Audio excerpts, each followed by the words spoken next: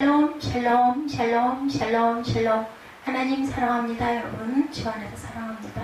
이 고린도전서를 우리 새벽 예배에서 드렸었죠. 얼마 안 된 것 같은데 1장 하나님의 교회 1장 2절에 하나님의 뜻을 따라 그리스도 예수의 사도로 부르심을 받은 바울과 형제 소스데네는 고린도에 있는 하나님의 교회 곧 그리스도 예수 안에서 거룩하여지고 성도라 부르심을 받은 자들과 또 각처에서 우리 주 곧 우리의 주 되신 예수 그리스도의 이름을 부르는 모든 자들에게 인사하죠. 3절에 하나님 우리 아버지와 주 예수 그리스도로부터 은혜와 평강이 있기를 원하노라. 하나님의 교회 1장 2절이죠. 요즘에는 하나님의 교회라 소리 하면 이단의 교회가 하나님의 교회라서 그런데 여기서는 그런 뜻이 아니에요. 그죠? 고린도에 있는 하나님의 교회입니다. 하나님이 거하시는 곳, 교회는 어떤 곳인가? 하나님이 거하시는 곳이에요. 여호와 이름을 두신 곳이기도 하죠. 하나님께 제사 드리는 처소, 오늘날로는 예배 드리는 예배처입니다. 하나님께 제사 드리는 처소, 만민이 기도하는 집, 법궤를 두기 위한 처소, 말씀이 선포되는 곳, 이것이 교회입니다. 하나님의 교회, 예수 그리스도의 날에 책망할 것이 없는 자로 1장 8절이죠. 주께서 너희를 우리 주 예수 그리스도의 날에 책망할 것이 없는 자로 끝까지 경고하게 하시느니라. 신약의 모든 초점은 주님의 재림에 맞춰져 있습니다. 그날 주님 앞에 점도 없고 흠도 없고 책망받을 것 없이 설 수 있도록 오늘을 우리가 살아야 되죠. 베드로후서 3장 9절에서 15절에 주 앞에서 점도 없고 흠이 없이 평강 가운데 나타나기를 힘쓰라 말씀하고 있어요.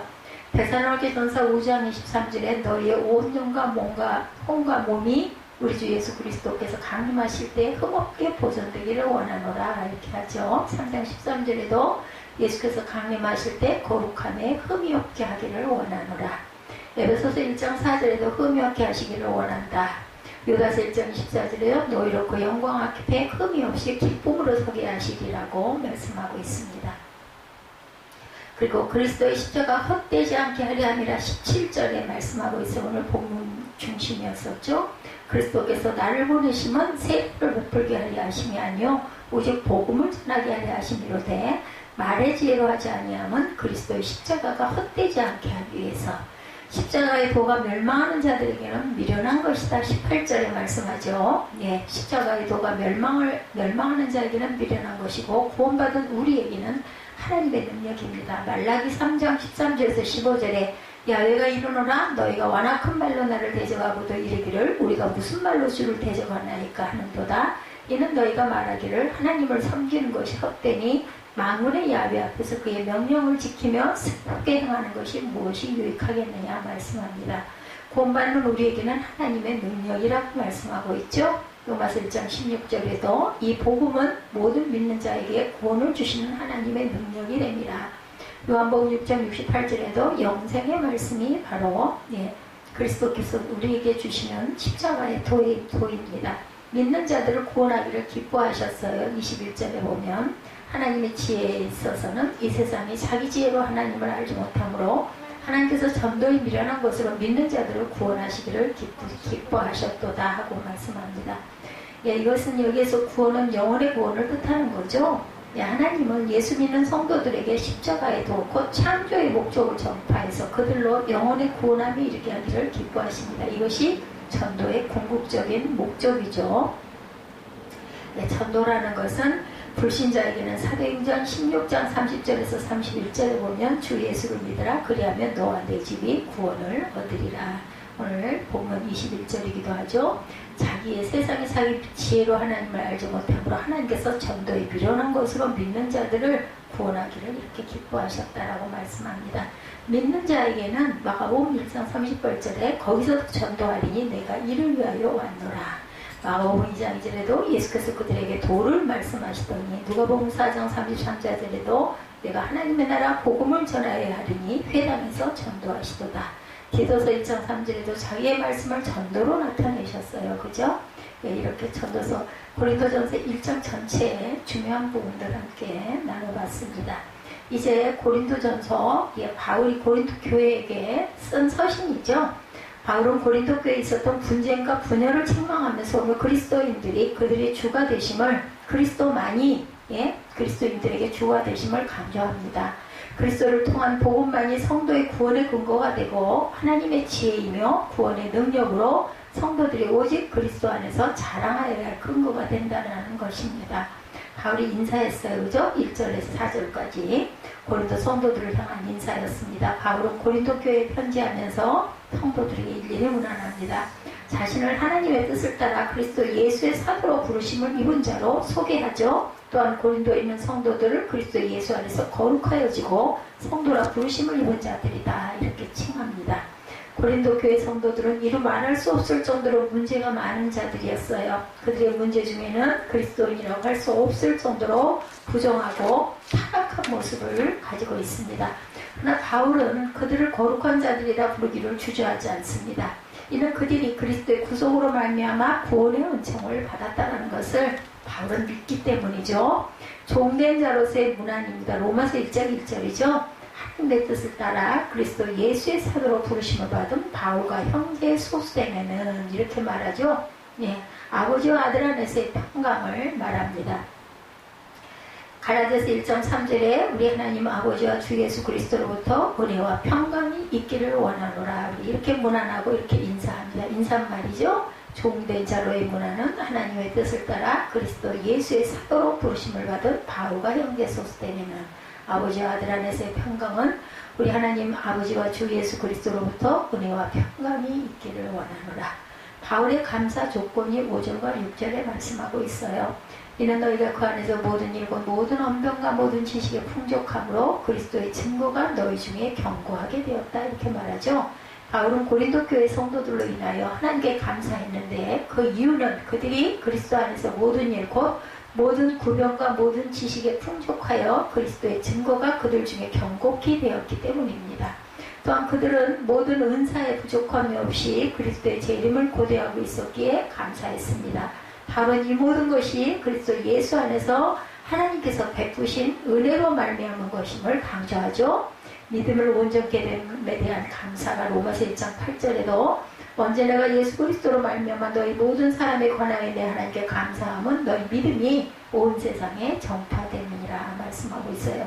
오늘 고린도전서 1장에도 5절 6절에 이는 너희가 그 안에서 모든 일 곧 모든 언변과 모든 지식의 풍족함으로 그리스도의 증거가 너희 중에 견고하게 되었다 이렇게 말합니다. 풍성함을 인해서 감사했죠. 고린도서 8장 7절에 오직 너희는 믿음과 말과 지식과 모든 간절함과 우리를 사랑하는 이 모든 일에 풍성한 것 같이 이 은혜도 풍성하게 할지니라 말씀했어요. 미쁘신 하나님이라고 9절에 보면 너희를 불러 그의 아들 예수 그리스도 우리 주와 더불어 교제하게 하시는 하나님은 미쁘시도다 미쁘다라는 건 무슨 뜻이에요? 신실하시다는 거죠. 변함이 없으신 하나님이다. 바울은 하나님께서 그리스도 교회 성도들을 그리스도께서 재림하실 때 책망할 것이 없는 자로 끝까지 견고하게 하실 거라고 하면서 성도들을 불러 그의 아들 예수 그리스도로 더불어 교제케 하시는 하나님은 미쁘시다 이렇게 찬양합니다. 즉 고린도 교회 성도들은 부족하지만 하나님의 신실하심으로 그의 구원이 확실하다는 거죠. 바울이 성도들로 인한 감사는 하나님의 은혜를 근거로 하고 있었습니다. 성도를 흠없게 하신다고 빌립보서 2장 15절에 이는 너희가 흠이 없고 순전하여 어그러지고 거스르는 세대 가운데 하나님의 흠없는 자녀로 세상에서 그들 가운데 빛들로 나타낸다라고 말씀합니다. 삼위 하나님과의 교제 요한 1서 1장 3절에 증거합니다. 우리가 보고 들은 바를 너희에게도 전함은 너희로 우리와 사귐이 있게 하려 함이니 우리의 사귐은 아버지와 그의 아들 예수 그리스도와 더불어 누립니다. 고린도 교회 분열에 대해서 걱정합니다. 분쟁이 없이 같은 뜻으로 행하라 10절에 형제들아 내가 우리 주 예수 그리스도 이름으로 너희를 권하노니 모두가 같은 말을 하고 너희 가운데 분쟁이 없이 같은 마음과 같은 뜻으로 온전히 합하라. 교회는 합해져야 됩니다. 분열하면 안 되죠. 바울은 고린도 성도들에게 다 같은 말을 하고 그들 가운데 분쟁이 없이 같은 마음과 같은 뜻으로 온전히 합하라고 그리스도의 이름으로 명합니다. 교회는 그리스도의 몸으로서 하나가 되어야 하죠. 하나 되면 교회의 본질적인 속성이고 하나 되지 못하면 진정한 교회의 모습이 아닙니다. 교회의 구성원은 세상의 어떤 단체의 구성원보다 다양하고 이질적인 사람들의 모임들이에요. 그죠? 그러므로 자연 상태에서 성도들이 하나 된다는 것은 상당히 어려운 일입니다. 그러나 그리스도 안에서 변화받은 성도들이 믿음으로 말미암아 하나가 될 수 있기에 바울은 교회를 향하여 하나가 될 것을 명합니다. 복음과 신앙이 한 뜻이 될 것. 빌립보서 1장 27절입니다. 오직 너희는 그리스도의 복음에 합당하게 생활하라. 이는 내가 너희에게 가보나 떠나 있으나 너희가 한 마음으로 서서 한 뜻으로 복음의 신앙을 위하여 협력하는 것과 이렇게 말씀하죠. 거룩한 자로서 하나 되어야 합니다. 히브리서 2장 11절에 거룩하게 하시는 이와 더욱 거룩하게 함을 입은 자들이 다 한 근원에서 난지라. 그러므로 형제라 부르시기를 부끄러워하지 아니하신다라고 말씀합니다. 고린도 교회 분쟁에 대해서 12절에 내가 이것을 말하거니와 너희가 각각 이르되 나는 바울에게, 나는 아볼로에게, 나는 게바에게, 나는 그리스도에게 속한 자를 한다는 것이니 말씀하죠. 바울은 고린도 교회 성도들이 서로가 복음을 전해준 자들로 인하여 당을 짓게 되자 그들의 행위가 복음에 위배된 것임을 증거합니다. 복음을 증거한 자들은 오직 그리스도의 일꾼으로 심부름을 한 것이지 그들이 성도들을 구원한 것 절대로 아니죠. 바울은 그들에게 자신의 이름으로 세례를 받았느냐고 질문하면서 오직 그리스도의 이름으로 세례를 받았으므로 모든 성도와 그리스도께 속한 자들이다. 하나된 자녀들이다. 그리스도께서 십자가의 구속을 이루시고 일꾼들을 보내셔서 복음을 전하게 하셨으므로 모든 성도가 오직 그리스도께만 영광을 돌려야 한다는 것입니다. 그리스도의 죽음과 합해야 합니다. 로마서 6장 3절에 무릇 그리스도 예수 합하여 세례를 받은 우리는 그의 죽으심과 합하여 세례를 받은 줄을 알지 못하느냐 말씀합니다. 화목을 이루라고 에베소서 2장 16절에 또 십자가로 이 둘을 한 몸으로 하나님과 화목하게 하려 하심이라. 원수된 것을 십자가로 소멸하시고 오셔서 먼 데 있는 너에게 평안을 전하시고 가까운 데 있는 자들에게 평안을 전하셨으니 이는 그로 말미암아 우리들이 한 성령 안에서 아버지께 나아감을 얻게 하려 함이라. 에베소서 2장 16절에서 18절까지의 말씀입니다. 능력과 지혜의 주님이시죠. 십자가에도 18절입니다. 보니 십자가의 도가 멸망하는 자들에게 미련한 것이고 구원받은 우리에게는 하나님의 능력이라 말씀하죠. 바울은 그리스도로 말미암은 십자가의 도의 의미를 증거함으로 복음의 정체를 성도들에게 인식시키려 합니다. 십자가의 도는 멸망하는 자들에게는 미련하게 보이지만 구원받는 성도들에게는 하나님의 능력이 된다. 세상에는 지혜로워 보이는 것들이 많이 있지만 하나님께서는 진정으로 죄인을 구원할 수 있는 십자가의 도를 통하여 구원 역사를 진행시키신다라는 거죠. 십자가가 세상에서는 저주받을 상징이었지만 하나님께서는 이를 통하여 구원의 뜻을 이루셨어요. 또한 복음을 세상에 증거함에 있어서도 전도라는 미련해 보이는 방법을 사용하셨는데 이는 하나님의 주권적인 역사에 의해 구원이 이루어짐을 증거하기 위함입니다.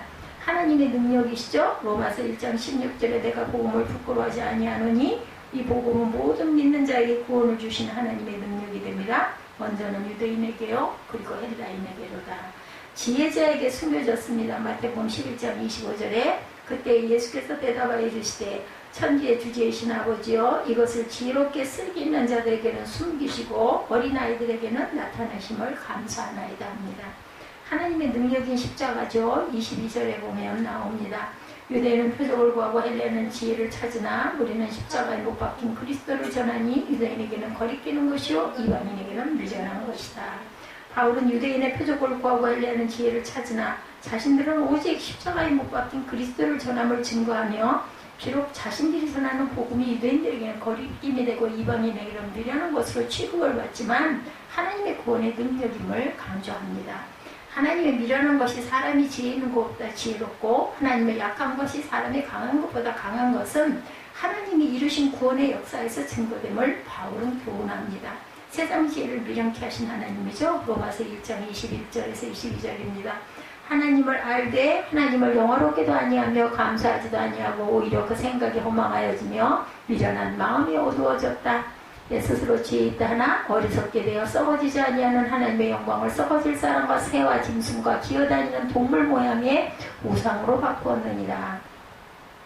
측량이 불가피한 지혜입니다. 로마서 11장 33절에 깊도다 하나님의 지혜와 지식이 풍성하며 그의 판단은 헤아리지 못할 것이며 그의 길은 찾지 못할 것이로다.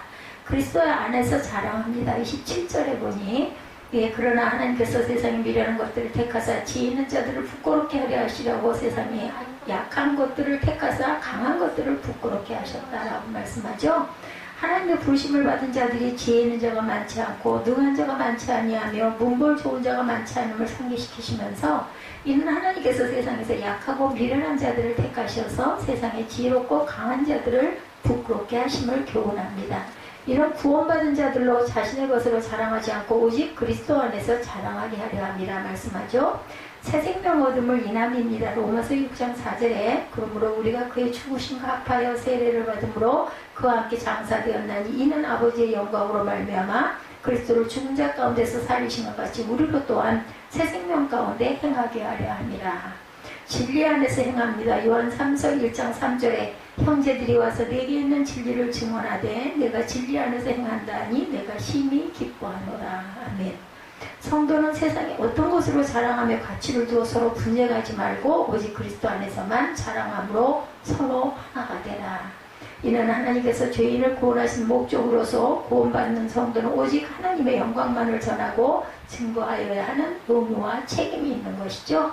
우리가 불신자를 전도하려 할 때 자주 드는 핑계 중 하나가 교회 가봤자 교인들끼리 싸우는 꼴 보기 싫어서 아예 안 간다 이런 말들을 많이 해요.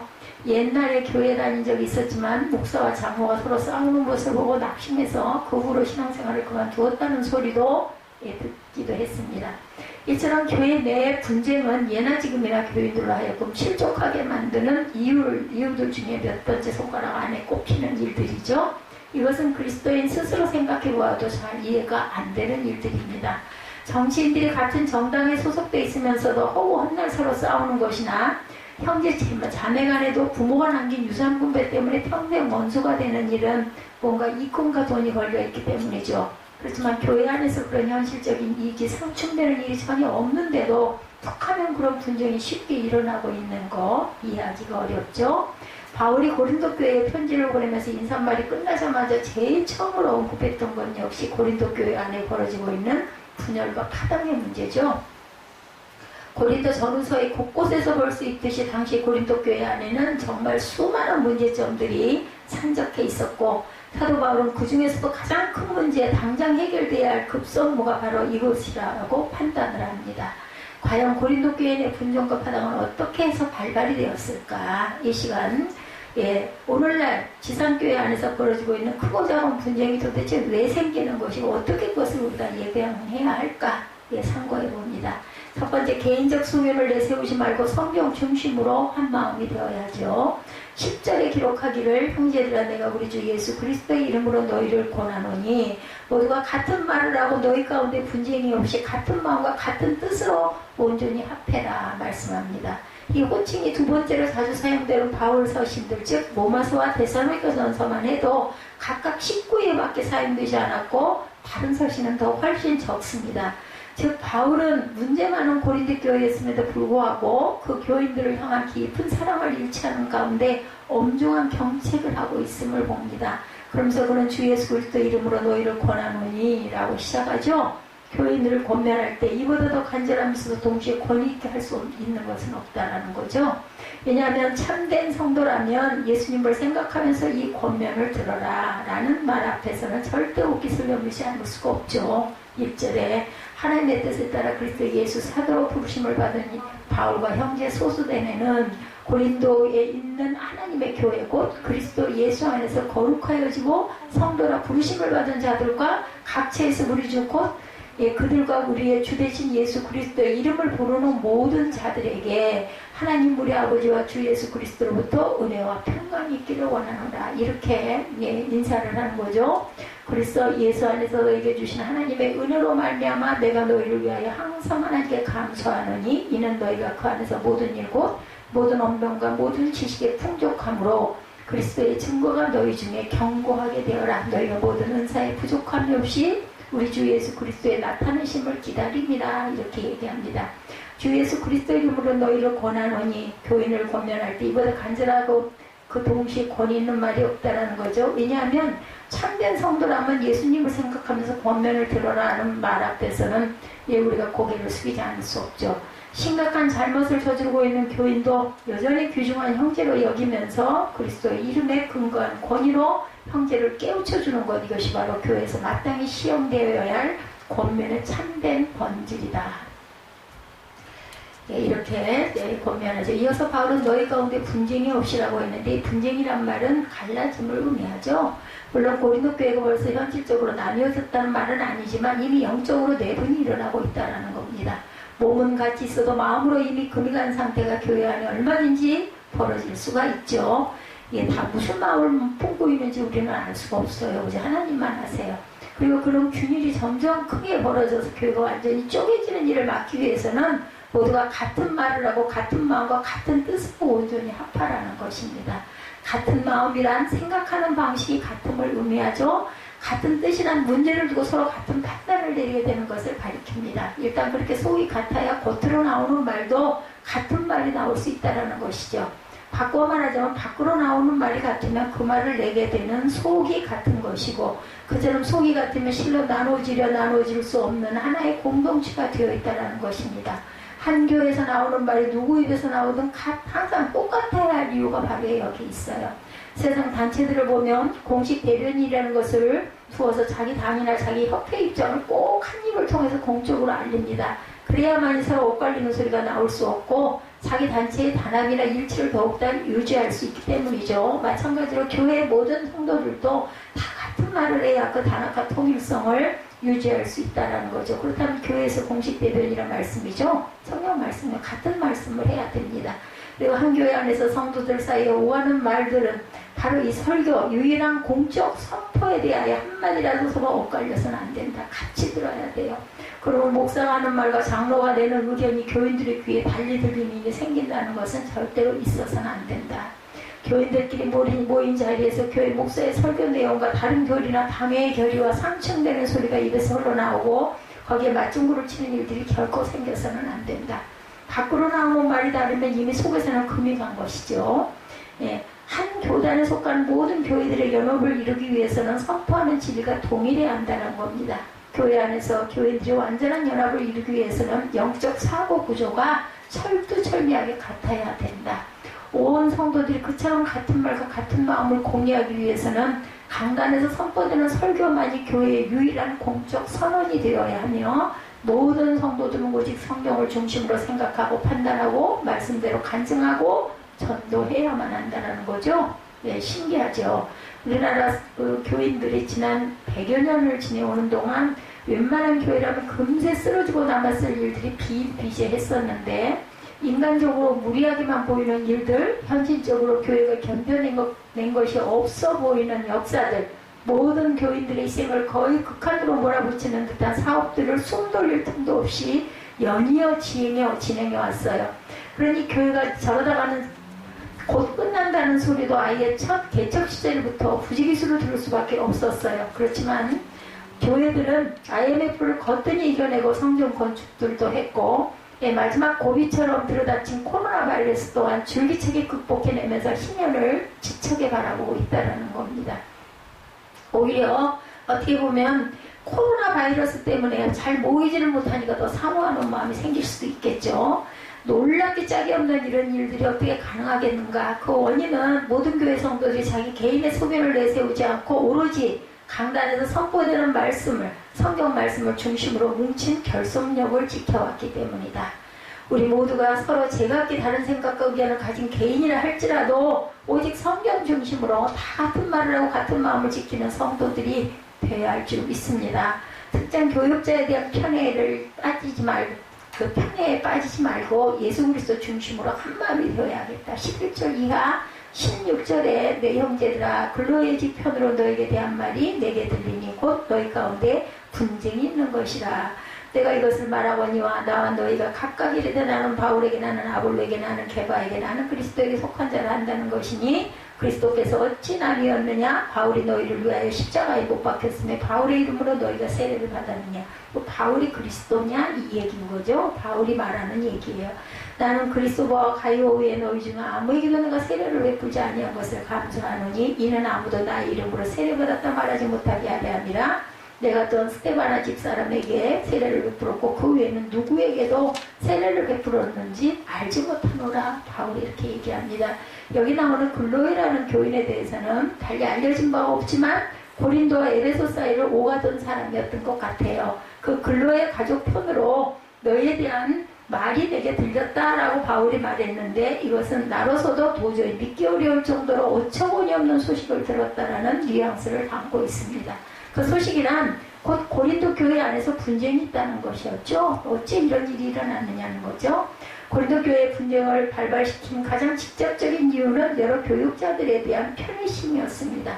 당시는 아직 신약 성경이 완성되지 않았기 때문에 교인들은 예수님의 말씀과 생애에 대해서 사도들의 육성 설교에 거의 전적으로 의존하고 있었다고 합니다. 그런 까닭에 여러 사도들의 목회 철학이나 설교 스타일이 그 교인들마다 각각 다르게 와닿았을 수 있었다는 거죠. 사도들이 전한 설교의 주제 즉 복음 자체는 분명히 똑같은 것이었는데 고린도 교회 교인들은 그 같은 것에 주의 집중하지 못하고 복음을 전하는 전도자들의 개성적인 차이에 빠져들어가 버렸다. 그러니까 막 뭐랄까 인기 있는 사람 편들이 그 편이 갈라진 거죠. 바로 이것이 고린도 내에 아주 심각한 분열을 일으킨 문제점. 바울은 원래가 학문이 풍부하고 성격이 온화한 데다 영향력이 보통이 아니었죠. 거기다가 고린도 교회를 설립했던 초대 목회자입니다. 그러니 그가 고린도 교회를 떠나 있던 그 시점에 여전히 그를 흠모하는 교인들이 많이 있었겠죠. 아볼로 역시 학문이 많고 성경에 능한 사도로 명성이 자자했고 성경 공부를 잘 가르치는 은사가 있었어요. 그 역시 고린도에서 사역한 일이 있었다고 사도행전 19장 1절에 밝히고 있는데 그 기간 중에 그를 좋아하는 교인들이 많이 생겼겠죠. 나중에 고린도전서 16장 12절에 보면 사도 바울이 아볼로더러 고린도 교회를 다시 방문하라고 많이 권하고 있지만 아볼로는 계속 사양합니다. 아마 아볼로도 고린도 교회 내 그처럼 교육자들에 대한 편의 때문에 파당이 생긴 것을 알고 내가 지금 당장 가지 않는 것이 낫겠다라고 판단한 거예요. 그렇게 흠모하고 있는데 거기를 찾아갔다가는 더 갈라지지 않겠어요? 게다가 베드로는 두말할 것도 없이 예수님의 수제자였고 카리스마적인 그러한 인격과 대중을 휘어잡는 설교의 능력이 있었어요. 고린도 교회 교인들은 당연히 베드로를 만났던 기회가 있었을 것이고 그런 스타일을 좋아하는 팬클럽이 고린도 교회 안에 생겼을 것이죠. 마지막에 등장하는 그리스도에 속한 자, 즉 자칭 그리스도파라고 불리는 무리들은 정확하게 어떤 그룹이었는지 실제로 파악은 어렵습니다. 어쩌면 그리스도의 부활을 목격한 증언만을 중시하는 성도들이거나 아니면 남들이 교회 안에서 파당을 짓는 것을 보면서 자기네들만 진정 그리스도에게 속하였다 자만하던 무리, 나는 어디에도 속하지 않을 거야, 나는 그리스도파야, 뭐 이렇게 했겠죠.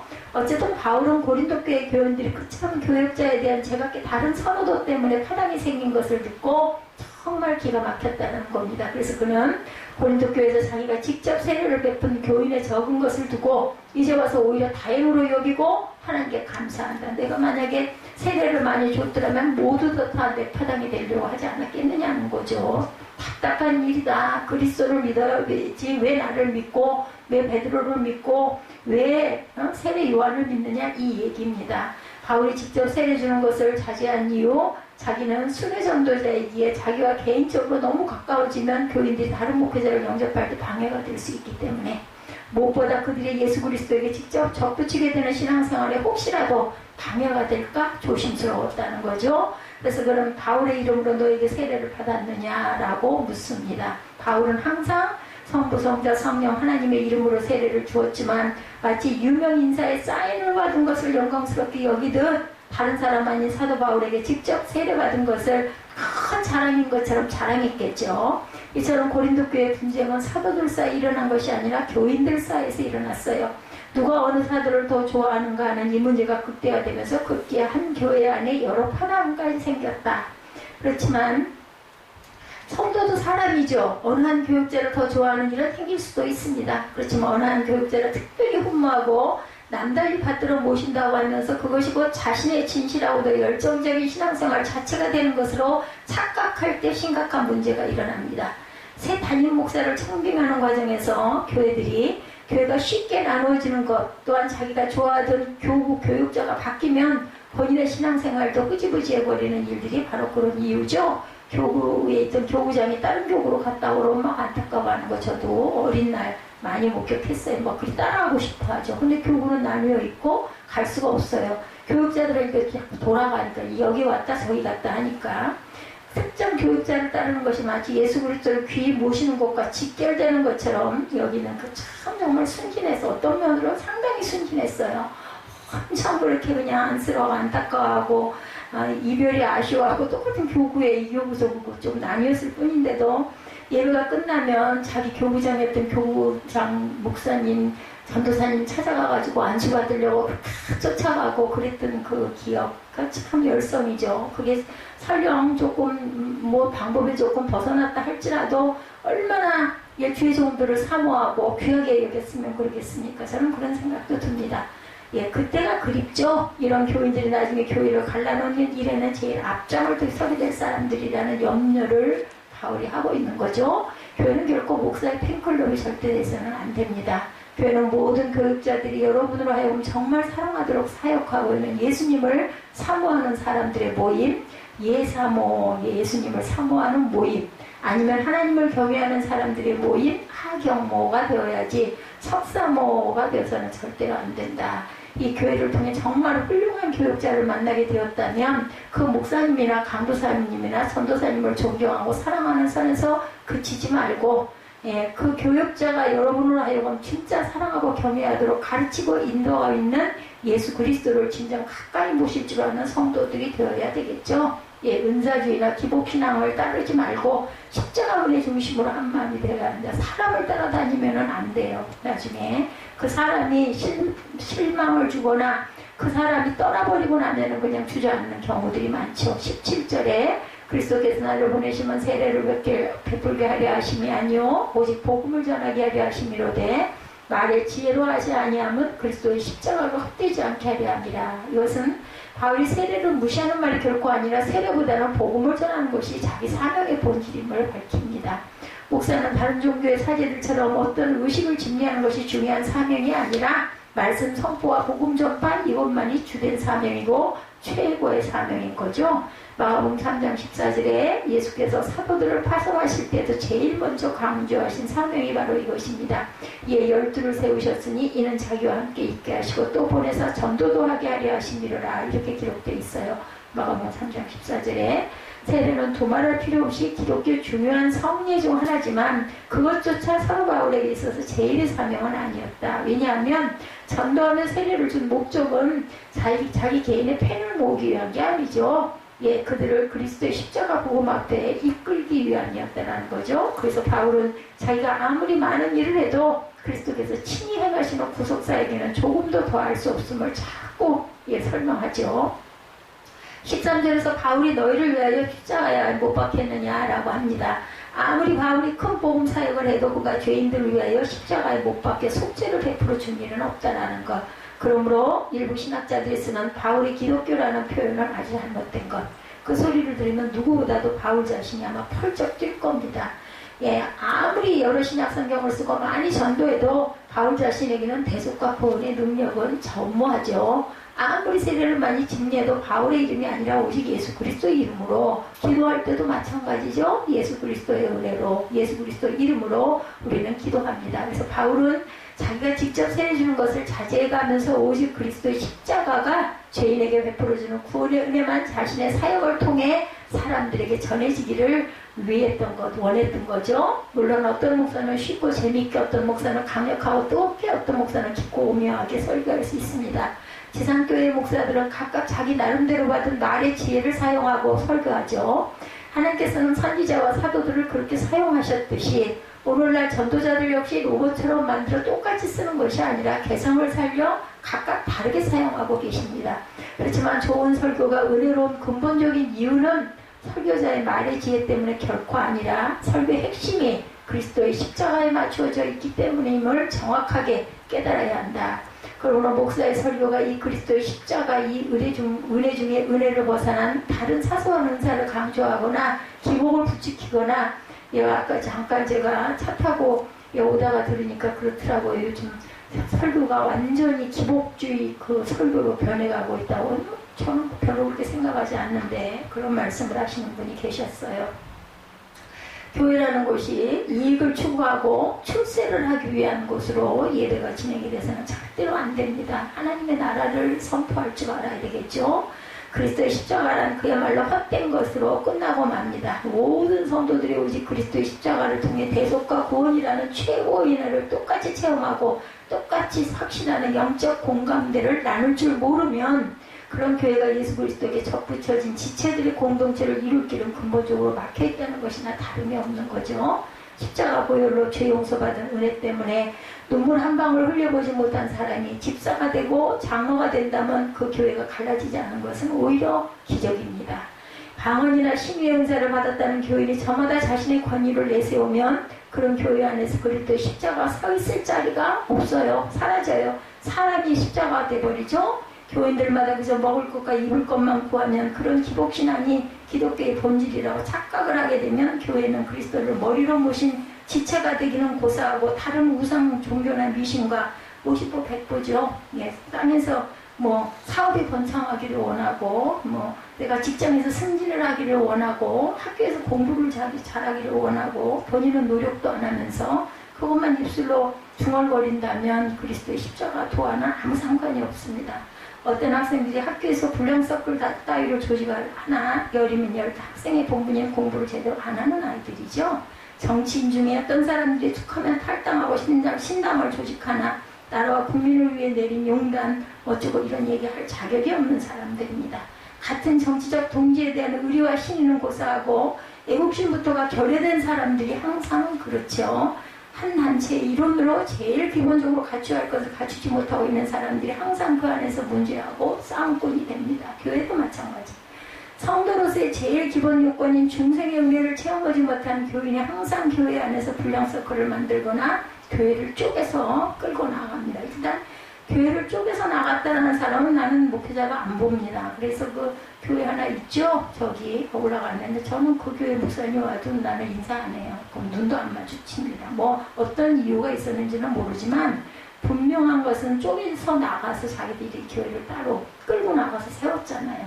같은 예수 그리스도의 피로 죄사함과 구원의 은혜를 확실히 받은 성도라면 그런 일은 절대로 무서워서도 그렇게 할 수가 없죠. 교회를 교회되게 만들어주는 가장 크고 중요한 핵심 그리스도의 십자가를 통한 구원의 은혜만큼 확실히 믿고 간직함으로 십자가의 주인공이신 그리스도께서 머리 되신 교회에 확실하게 접붙여 있는 지체들이 되시기를 주님의 이름으로 축복합니다.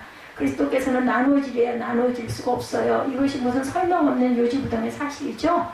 그럼에도 불구하고 왜 그리스도의 몸 되신 교회에 분쟁이 생기고 분열이 생기는 것일까? 자기 잘났다고 그래서 그래요. 내가 이런데 그게 무슨 설교냐 이러고 틀렸다 이런 사람들 위험한 대소리를 듣는 거죠.